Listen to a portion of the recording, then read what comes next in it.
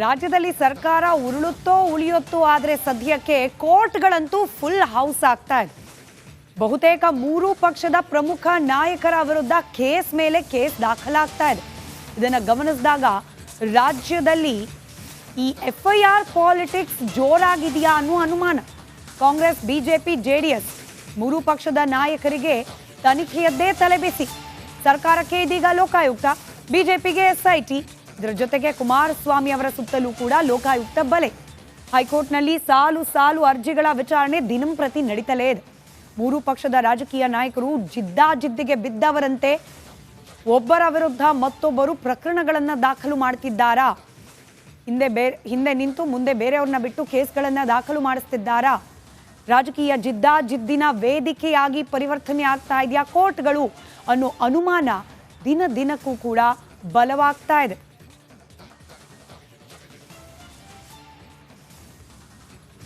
ಈ ಕೇಸ್ಗಳ ಲೆಕ್ಕಾಚಾರಕ್ಕೆ ನಾವು ಹೋಗೋದಾದ್ರೆ ಮೊದಲು ನೆನಪಿಗೆ ಬರೋದು, ಹಾಗೆ ಸದಾ ಈಗ ಪ್ರಗತಿಯನ್ನ ಕಾಣ್ತಾ ಇರೋ ಪ್ರಕರಣ ಅಂದ್ರೆ ಸಿದ್ದರಾಮಯ್ಯನವರ ವಿರುದ್ಧವಾಗಿ ಕೇಳೋಕೆ ಸಿಕ್ಕಿರುವ ಮೂಡಾ ಹಗರಣ.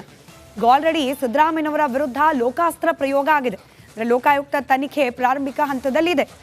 ಈಗ ಮುಖ್ಯಮಂತ್ರಿಗಿಂತ ಲೋಕಾಯುಕ್ತ ಅಧಿಕಾರಿಗಳಿಗೇನೆ ಈ ಪ್ರಕರಣ ಟೆನ್ಷನ್ ತಂದಿಟ್ಟಿದೆಯಂತೆ. ಸಿದ್ದರಾಮಯ್ಯನವರಂತೂ ಕೂಲಾಗಿ ರಿಯಾಕ್ಟ್ ಮಾಡ್ತಿದ್ದಾರೆ. ತನಿಖೆ ತಾನೇ ಮಾಡಲಿ, ಎದುರಿಸೋಕೆ ನಾನು ರೆಡಿ ಇದ್ದೇನೆ, ತಪ್ಪು ಮಾಡಿಲ್ಲ ಅನ್ನೋ ಧೈರ್ಯ ನನ್ನಲ್ಲಿದೆ ಅನ್ನೋದು ಸಿದ್ದರಾಮಯ್ಯನವರ ಒನ್ ಲೈನ್ ರಿಯಾಕ್ಷನ್. ಆದರೆ ಸಿದ್ದರಾಮಯ್ಯನವರ ವಿರುದ್ಧವಾಗಿ ತನಿಖೆ ಮಾಡಬೇಕಲ್ಲ, ತನಿಖೆ ಮಾಡಬೇಕಾಗಿರೋ ಅಧಿಕಾರಿಗಳಿಗೆ ಟೆನ್ಷನ್ ಅಂತೆ. ಆಲ್ರೆಡಿ ಬೆಂಗಳೂರಿಗೆ ಬಂದು ಹೋಗಿದ್ದಾರೆ SP. ಬೆಂಗಳೂರಿನ ಲೋಕಾಯುಕ್ತ ಕಚೇರಿಗೆ ಬಂದು SP ಉದೇಶ್ ಸಲಹೆ ಸೂಚನೆಗಳನ್ನು ಪಡ್ಕೊಂಡಿದ್ದಾರೆ. DYSP ಮ್ಯಾಥ್ಯೂ ಥಾಮಸ್ ಜೊತೆ ಉದೇಶ್ ಮಾತುಕತೆ ನಡೆಸಿದ್ದಾರೆ. ಬೆಂಗಳೂರಿನ ಲೋಕಾಯುಕ್ತ ಕಚೇರಿಯ ಹಿರಿಯ ಅಧಿಕಾರಿಗಳ ಜೊತೆಯಲ್ಲಿ ಹೆಂಗ ಮಾಡಿದ್ರೆ ಹೆಂಗ ಮಾಡದೇ ಇರಬೇಕು, ಹೆಂಗ ಮಾಡಿದ್ರೆ ಏನೇನು ಆಗಬಹುದು ಅನ್ನೋದ್ರ ಬಗ್ಗೆ ಸಲಹೆ ಸೂಚನೆಗಳನ್ನು ಪಡ್ಕೊಂಡಿದ್ದಾರೆ. ಬೆಂಗಳೂರಿನಿಂದ ವಾಪಸ್ ಆದ ಬಳಿಕ ಮುಖ್ಯಮಂತ್ರಿಗಳಿಗೆ ನೋಟಿಸನ್ನು ನೀಡಲಾಗುತ್ತಾ? ಸದ್ಯಕ್ಕಿರುವ ಕುತೂಹಲ ಅದು.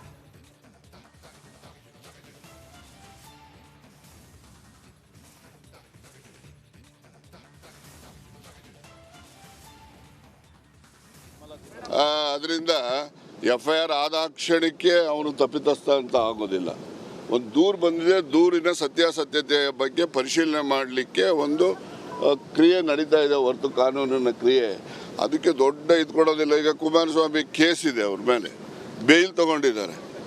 FIR ಆಯಿತು, ಚಾರ್ಜ್ ಶೀಟ್ ಆಯಿತು, ಆಮೇಲೆ ಮತ್ತೆ ಸಮನ್ಸ್ ಬಂತು ಕೋರ್ಟಿಂದ, ಆಗ ಬೇಲ್ ತಗೊಂಡು ಎಷ್ಟು ಅಂತ ಮುಂದೋಗಿದ್ದಾರೆ ಅವರು. ಆದರೆ ಅದನ್ನು ಯಾರು ಒಬ್ಬರು ಪ್ರಸ್ತಾಪನೂ ಮಾಡೋದಿಲ್ಲ ನಿಮ್ಮ ಮೀಡಿಯಾದಲ್ಲಿ. ಸಿದ್ದರಾಮಯ್ಯನವ್ರ ಮೇಲೆ FIR ಆಯಿತು, ಯಾರ ಮೇಲೆ FIR ಇಲ್ಲ ಹೇಳಿ. ನೋಡ್ರಿ, ಆಯ್ತಪ್ಪ, ADGP ಯಾರಿಗೆ ಅಂದಿಗಳು ಅಂತ ಹೇಳಿದ್ದಾರೆ? ನೋ ಕೇಳಪ್ಪ, ನಾವು ಹಳ್ಳಿನಲ್ಲಿ ಹೇಳೋದ್ಮೇಲೆ ಸಗಣಿಯವನ ಹತ್ರ ಸರಸಾಡಬಾರ್ದು, ಗಂಧದವನ ಹತ್ರ ಗುದ್ದಾಡಿ ಅಂತ ನಮ್ಮ ಭಾಷೆನಲ್ಲಿ ಹೇಳಿ. ಅದನ್ನು ಜಾರ್ಜ್ ಬರ್ನಾರ್ಡ್ ಶಾ ಅವರು ಹೇಳಿದ್ದಾರೆ. ಅವರು ನೀವು ಹಂದಿಗಳ ಜೊತೆ ಜಗಳ ಆಡಬೇಡ್ರಪ್ಪ, ನೀವೆಲ್ಲ ಯು ವಿಲ್ ಬಿಕಮ್ ಡರ್ಟಿ ಅಂತ. ಅದೇನು ಅದರಲ್ಲಿ ಏನಂತ ದೊಡ್ಡ ಅರ್ಥೈಸ್ತಕ್ಕಂಥದ್ದು ಏನಿದೆ? ನಾವು ಹಳ್ಳಿನಲ್ಲಿ ಹೇಳೋದ್ವೇನ್ರಿ? ಆಯ್ತಪ್ಪ, you see, it is not is words towards Kumaraswamy. ಗೊತ್ತಾಯ್ತಾ? ಇಟ್ ಈಸ್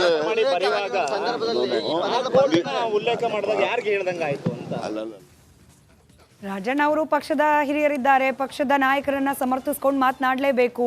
ವಿರೋಧ ಪಕ್ಷದ ನಾಯಕರ ವಿರುದ್ಧ ಮಾತನಾಡುವ ಅನಿವಾರ್ಯತೆ ಕೂಡ. ಹೀಗಾಗಿ ಸ್ಟ್ಯಾಂಡರ್ಡ್ ಸ್ಟೇಟ್ಮೆಂಟ್ KN ರಾಜಣ್ಣ ಅವರ ಕಡೆಯಿಂದ ಕೂಡ FIR ಆಗಿದೆ, ತಪ್ಪು ಮಾಡಿದ್ದಾರೆ ಅಂತೇನಲ್ಲ, ರಾಜೀನಾಮೆ ಕೊಡಬೇಕು ಅಂತೇನಲ್ಲ ಅಂಥೇಳಿ. ಆದರೆ ಸಿದ್ದರಾಮಯ್ಯನವರಿಗೆ ಈ ಮೂಡಾ ವಿಚಾರ ಲೋಕಾಯುಕ್ತಕ್ಕೆ ಹೋಗಿರೋದು, ತನಿಖೆ ಪ್ರಾರಂಭವಾಗ್ತಾ ಇರೋದು ಸಹಜವಾಗಿ ಒಂದಷ್ಟು ಆತಂಕದ ವಿಚಾರ.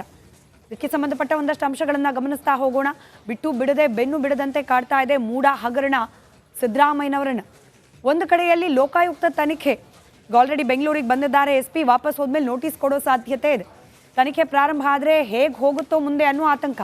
ಇದರ ಜೊತೆಗೆ ED, ಜಾರಿ ನಿರ್ದೇಶನಾಲಯ, ಇದೇ ಪ್ರಕರಣದ ಮೂಡಾ ಪ್ರಕರಣದ ದೂರುದಾರರಾದ ಸ್ನೇಹಮಯಿ ಕೃಷ್ಣ ಅವರು ED ಅಧಿಕಾರಿಗಳನ್ನು ಭೇಟಿಯಾಗಿದ್ದಾರೆ. ಹಾಗೆ ಇಮೇಲ್ ಮುಖಾಂತರ ಕೂಡ ಕಂಪ್ಲೇಂಟನ್ನು ಕೊಟ್ಟಿದ್ದಾರೆ. ಇದು ಸಾವಿರಾರು ಕೋಟಿ ರೂಪಾಯಿಗಳ ಹಗರಣ. ಮೂಡಾಕ್ಕೆ ಸಂಬಂಧಪಟ್ಟಂತೂ ಇಂಚಿಂಚು ತನಿಖೆ ಆಗಬೇಕು. ಹಾಗಾಗಿ ED ಅಧಿಕಾರಿಗಳು ಕೂಡ ಮಧ್ಯಪ್ರವೇಶ ಮಾಡಬೇಕು ಅನ್ನೋ ಆಗ್ರಹ. ಇನ್ ಕೇಸ್ ಇದನ್ನು ಗಂಭೀರವಾಗಿ ಪರಿಗಣಿಸಿ ED ಅಧಿಕಾರಿಗಳು ಕೂಡ ಪ್ರಕರಣವನ್ನು ಕೈಗೆತ್ತಿಕೊಂಡ್ರೆ ಮುಖ್ಯಮಂತ್ರಿಗಳಿಗೆ ಡಬಲ್ ಟೆನ್ಷನ್. ಇದರ ನಡುವೆ ಲೋಕಾಯುಕ್ತ ತನಿಖೆ ಬಗ್ಗೆ ನಮಗೆ ಅಸಮಾಧಾನ, ಪಾರದರ್ಶಕವಾಗಿ ತನಿಖೆ ಆಗುತ್ತೆ ಅನ್ನೋದ್ರ ಬಗ್ಗೆ ಖಾತ್ರಿ ಇಲ್ಲ. ಹೀಗಾಗಿ ಸಿಬಿಐ ಈ ಪ್ರಕರಣದ ತನಿಖೆಯನ್ನು ನಡೆಸಬೇಕು ಅಂತ ಕೂಡ ದೂರುದಾರರು ಆಗ್ರಹಿಸುತ್ತಿದ್ದಾರೆ. ಅಲ್ಲಿಗೆ ಸಿದ್ದರಾಮಯ್ಯನವರ ಪಾಲಿಗೆ ಲೋಕಾಯುಕ್ತ, ಸಿದ್ದರಾಮಯ್ಯನವರ ಪಾಲಿಗೆ ಇಡಿ, ಸಿದ್ದರಾಮಯ್ಯನವರ ಪಾಲಿಗೆ ಸಿಬಿಐ, ಹೀಗೆ ಮೂರು ತನಿಖಾ ಸಂಸ್ಥೆಗಳ ಭಯ ಬೆಂಬಿಡದೆ ಕಾಡ್ತಾ ಇದೆ ಅನ್ನೋ ರೀತಿಯಲ್ಲಿದೆ ಚಿತ್ರಣ. ಕಳೆದ ಶುಕ್ರವಾರವಷ್ಟೇ ಸಿಎಂ ವಿರುದ್ಧ ಎಫ್ಐಆರ್ ದಾಖಲಾಗಿದೆ ಮೈಸೂರು ಲೋಕಾಯುಕ್ತದಲ್ಲಿ. ಹೀಗಾಗಿ ಹೆಚ್ಚಿನ ತನಿಖೆಗಾಗಿ ಲೋಕಾಯುಕ್ತದವರು ಸಿದ್ದರಾಮಯ್ಯನವರಿಗೆ ನೋಟಿಸ್ ಕೊಡೋ ಸಾಧ್ಯತೆ ಇದೆ. ಸಹಜ ಪ್ರಕ್ರಿಯೆ ಅದು. ಎಫ್ಐಆರ್ ದಾಖಲಾದ ನಂತರದಲ್ಲಿ ಪ್ರಕರಣದ ಬಗ್ಗೆ ಮತ್ತಷ್ಟು ಮಾಹಿತಿಗಾಗಿ ಬಂದು ವಿಚಾರಣೆಯನ್ನ ಎದುರಿಸಿ ಅಂತ ಹೇಳಿ ನೋಟಿಸ್ ಕೊಡೋದು ಸಹಜ ಪ್ರಕ್ರಿಯೆ. ಈ ಮುಖ್ಯಮಂತ್ರಿ ಆಗಿರೋದ್ರಿಂದ ಇಲ್ಲಿ ಆರೋಪ ಹೊತ್ತವರು ಹಾಗೆ ನೇರವಾಗಿ ನೋಟಿಸ್ ಕೊಟ್ಟು ವಿಚಾರಣೆ ಕರೀಲಿಕ್ಕೆ ಸಾಧ್ಯವಾ? ಬಹುಶಃ ಉದೇಶ್ ಅವರು ಬೆಂಗಳೂರಿಗೆ ಬಂದು ಹಿರಿಯ ಲೋಕಾಯುಕ್ತ ಅಧಿಕಾರಿಗಳ ಜೊತೆಯಲ್ಲಿ ಇದೇ ವಿಚಾರದ ಬಗ್ಗೆ ಸ್ಪಷ್ಟೀಕರಣ ಪಡೆದಿರಬಹುದು. ವಾಪಸ್ ಮೈಸೂರಿಗೆ ಹೋದ ನಂತರದಲ್ಲಿ ಲೋಕಾಯುಕ್ತ ಪೊಲೀಸರು ಮುಖ್ಯಮಂತ್ರಿಗಳಿಗೆ ನೋಟಿಸನ್ನು ಜಾರಿ ಮಾಡುವ ಸಾಧ್ಯತೆ ಇದೆ ಅನ್ನೋ ಮಾಹಿತಿ ಕೂಡ ಇದೆ. ಲೋಕಾಯುಕ್ತ ಎಸ್ಪಿ ಉದೇಶ್ ನೇತೃತ್ವದಲ್ಲಿ ಮೂಢ ತನಿಖೆ ನಡೀತಾ ಇದೆ. ನೋಟಿಸ್ ಕೊಟ್ಟು ಮುಖ್ಯಮಂತ್ರಿಗಳನ್ನ ಹೆಚ್ಚಿನ ವಿಚಾರಣೆಗೆ ಕರೆಸುವ ಸಾಧ್ಯತೆ ಕೂಡ ಇದೆ. ಮತ್ತೊಂದು ಕಡೆ ಸಿಬಿಐ ಇಡಿ ತನಿಖೆಗೂ ದೂರುದಾರರಾದ ಸ್ನೇಹಮಯಿ ಕೃಷ್ಣ ಅವರು ಆಗ್ರಹಿಸುತ್ತಿದ್ದಾರೆ. ಹೀಗಾಗಿ ಫುಲ್ ಟೆನ್ಷನ್ನಲ್ಲಂತೂ ಇರೋ ಹಾಗಿದೆ ಸಿದ್ದರಾಮಯ್ಯನವರು. ಟೆನ್ಷನ್ ಕೇವಲ ಸಿದ್ದರಾಮಯ್ಯನವರಿಗೆ ಮಾತ್ರನಾ? ಖಂಡಿತವಾಗಿಯೂ ಅಲ್ಲ. ಇಂಥದ್ದೇ ಟೆನ್ಷನ್ ಕೇಂದ್ರ ಸಚಿವ ಜೆಡಿಎಸ್ನ ನಾಯಕ ಎಚ್ ಡಿ ಕುಮಾರಸ್ವಾಮಿ ಅವರನ್ನ ಕೂಡ ಕಾಡ್ತಾ ಇದೆ. ರಾಜ್ಯದಲ್ಲಿ ಕೌಂಟರ್ ಪಾಲಿಟಿಕ್ಸ್ ನಡೀತಿದೆಯಾ ಅನ್ನೋ ಅನುಮಾನಕ್ಕೆ ಕಾರಣವಾಗ್ತಾ ಇರೋದು ಈ ಪ್ರಕರಣ ಕೂಡ. ಲೋಕಾಯುಕ್ತ ಬಲೆಯಲ್ಲಿ ಸಿಲುಕಿದ್ದಾರೆ ಕುಮಾರಸ್ವಾಮಿ ಅವರು. ಹಿಂದೆ ಅವರು ಮುಖ್ಯಮಂತ್ರಿಗಳಾಗಿದ್ದ ಸಂದರ್ಭದಲ್ಲಿ ನಡೆದಿದೆ ಎನ್ನಲಾದ ಹಗರಣ. ಸಾಯಿ ವೆಂಕಟೇಶ್ವರ ಮಿನರಲ್ಸ್ ಗಣಿ ಗುತ್ತಿಗೆ ನೀಡಿದಲ್ಲಿ ಲೋಪ, ಕಿಕ್ ಬ್ಯಾಕ್ ಪಡೆದ ಆರೋಪ. ಇದೇ ವಿಚಾರಕ್ಕೆ ಸಂಬಂಧಪಟ್ಟಂತೆ ತನಿಖೆಯನ್ನ ನಡೆಸಿ ಚಾರ್ಜ್ ಶೀಟ್ ಸಲ್ಲಿಕೆಗೆ ಸಿದ್ಧವಾಗಿದೆ ಲೋಕಾಯುಕ್ತ ಟೀಮ್. ಲೋಕಾಯುಕ್ತ ಅಧಿಕಾರಿಗಳಿಂದ ಇದೀಗ ಮತ್ತೊಂದು ಅರ್ಜಿ ಸಲ್ಲಿಕೆಗೆ ತಯಾರಿ.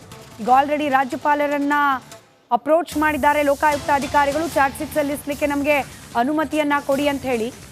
ಆದರೆ ಇಲ್ಲಾಗ್ತಿರುವ ವಿಳಂಬ ಲೋಕಾಯುಕ್ತ ಅಧಿಕಾರಿಗಳನ್ನ ಸುಮ್ಮನೆ ಕೂರಿಸಿಲ್ಲ. ಬದಲಾಗಿ ಕುಮಾರಸ್ವಾಮಿ ಅವರ ವಿರುದ್ಧ ಮತ್ತೊಂದು ಅರ್ಜಿಯನ್ನು ಸಲ್ಲಿಸಲಿಕ್ಕೆ ಸಿದ್ಧವಾಗ್ತಿರುವಂತಿದೆ ಟೀಮ್.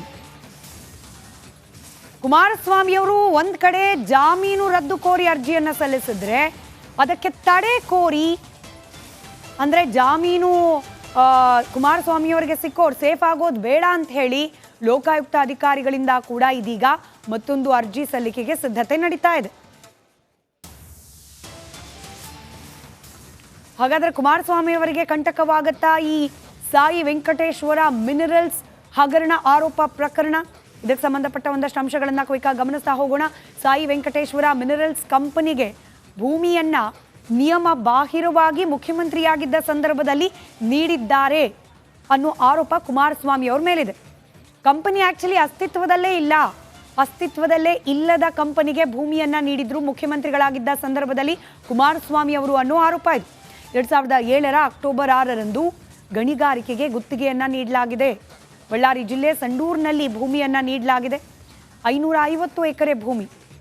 ಇನ್ಫ್ಯಾಕ್ಟ್ ಆ ಟೆಂಡರ್ ಪ್ರಕ್ರಿಯೆಯಲ್ಲಿ ಇನ್ನೂ ಅನೇಕ ಕಂಪನಿಗಳಿದ್ರೂ ಕೂಡ ಆ ಬಿಡ್ಡನ್ನು ಕ್ಯಾನ್ಸಲ್ ಮಾಡಿ ನಂತರದಲ್ಲಿ ಅಸ್ತಿತ್ವದಲ್ಲೇ ಇಲ್ಲದ ಕಂಪನಿಗೆ ಭೂಮಿಯನ್ನ ನೀಡಲಾಗಿದೆ 550 ಎಕರೆ ಅನ್ನೋದು ಕುಮಾರಸ್ವಾಮಿ ಅವರ ಮೇಲೆ ಬಂದ ಆರೋಪ. ಸುಳ್ಳು ದಾಖಲೆಯನ್ನು ಸೃಷ್ಟಿಸಿ ವಿನೋದ್ ಗೋಯಲ್ ಕಂಪನಿಯ ಮಾಲೀಕರು ಅಂತ ಹೇಳಿ ತಮ್ಮನ್ನು ತಾವು ಕರೆಸಿಕೊಂಡು ಸುಳ್ಳು ದಾಖಲೆಯನ್ನು ಸೃಷ್ಟಿ ಮಾಡಿ ಗಣಿ ಗುತ್ತಿಗೆಯನ್ನ ಮಂಜೂರು ಮಾಡಿಕೊಂಡ್ರು ಅನ್ನೋ ಆರೋಪ. ನಕಲಿ ಸಂಸ್ಥೆಗೆ ಅಕ್ರಮವಾಗಿ ಸಹಾಯ ಮಾಡಿರುವ ಆರೋಪವನ್ನು ಎದುರಿಸುತ್ತಿದ್ದಾರೆ ಕುಮಾರಸ್ವಾಮಿ ಅವರು. ಲೋಕಾಯುಕ್ತ SITಯಲ್ಲಿ ತನಿಖೆ ನಡೀತಾ ಇದೆ. ಈ ತನಿಖೆಯ ಸಂದರ್ಭದಲ್ಲೂ ಕೂಡ ಇದೇ ವಿಚಾರಗಳನ್ನು ಉಲ್ಲೇಖ ಮಾಡಲಾಗಿದೆ. ಕುಮಾರಸ್ವಾಮಿ ಅವರಿಗೆ ಇದೀಗ ಈ ಪ್ರಕರಣ ಉರುಳಾಗುತ್ತಾ? ಯಾಕಂತಂದ್ರೆ ಮೊನ್ನೆ ಅಷ್ಟೇ ಶುಕ್ರವಾರ ಲೋಕಾಯುಕ್ತ ಕಚೇರಿಗೆ ಹೋಗಿ ವಿಚಾರಣೆಯನ್ನು ಎದುರಿಸಿ ಬಂದಿದ್ದಾರೆ. ನೋಟಿಸ್ ಕೊಡ್ದಲೆ ಇನ್ನು ನೋಟಿಸ್ ಕೊಡೋಕೆ ಮುಂಚೆನೇ ಹೋಗಿ ವಿಚಾರಣೆಗೆ ಹಾಜರಾಗಿ ಬಂದಿದ್ದಾರೆ. ಆದರೆ ಇದೇ ಪ್ರಕರಣ ಮುಂದುವರೆದು ಕುಮಾರಸ್ವಾಮಿ ಅವರು ಕೂಡ ಕೇಂದ್ರ ಸಚಿವ ಸ್ಥಾನದಿಂದ ಕೆಳಗೆ ಇಳಿಯುವ ಅನಿವಾರ್ಯತೆ ಸೃಷ್ಟಿಯಾಗತ್ತಾ? ಕಾದ್ ನೋಡೋಣ.